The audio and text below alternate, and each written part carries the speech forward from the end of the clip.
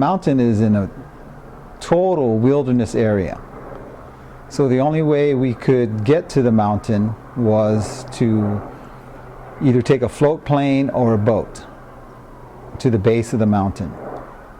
It's never been climbed. It's in a wilderness area, the most densely populated grizzly area in North America.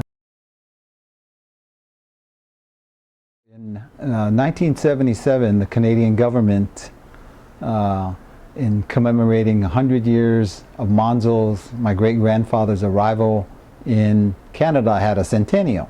And part of the centennial, they decided to name a mountain in honor of the first Japanese immigrant to Canada, Manzo Nagano.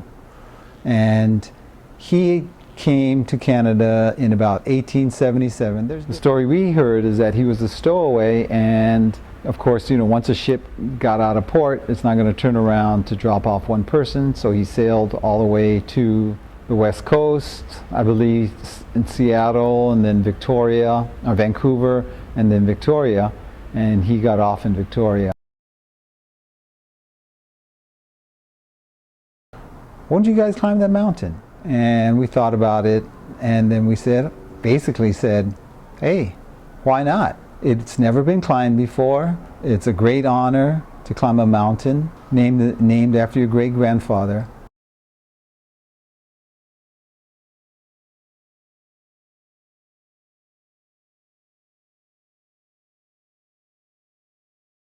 To a place called Port Hardy, where we hooked up with a pontoon. I believe it was like a 1957 de Havilland.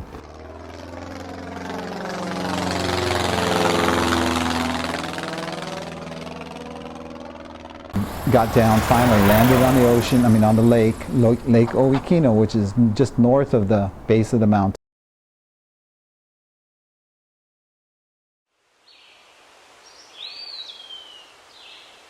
Well, the first 2 days of climbing the mountain was extremely difficult.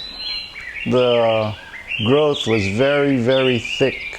Even though the mountain is not that high, the growth of all the plants and all of the trees and all of the devil's thing was extremely thick, and there's no trail, you had to cut your own way through it.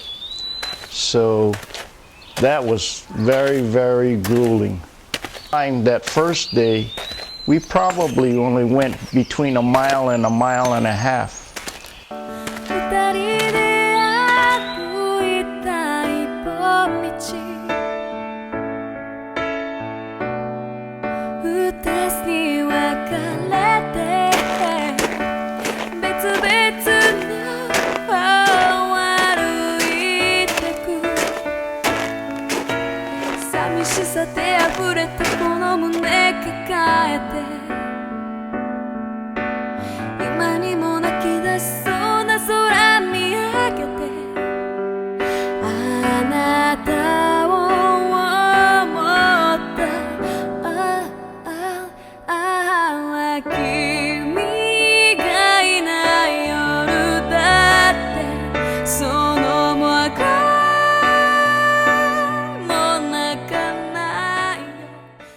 And in the course of climbing it, many times the thought crossed my mind of, as difficult it was, we did like a mile and a half in 8 hours.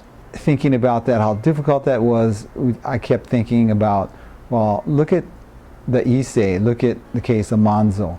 He came across, physically, there were probably times where he was as arduous as what we had to go through, but just psychologically, emotionally, culturally, being the first in this foreign country, no support, no family, how do you survive?